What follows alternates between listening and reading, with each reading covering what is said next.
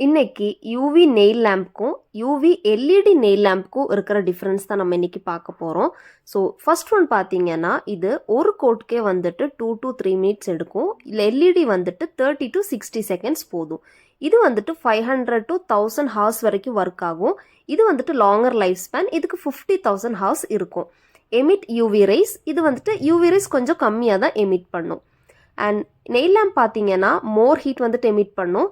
LED வந்துட்டு low heat பண்ணும்.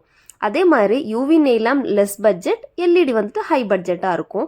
இது கியூரிங் டைம் வந்துட்டு கொஞ்சம் ஸ்லோ தான். எல்இடி லேம்ப் வந்துட்டு ஃபாஸ்ட்டாக வந்துட்டு கியூர் பண்ணிடும். அண்ட் இது வந்துட்டு லாங் லாஸ்ட் ஆகாது. எல்இடி லேம்ப் லாங் லாஸ்ட் ஆகும்.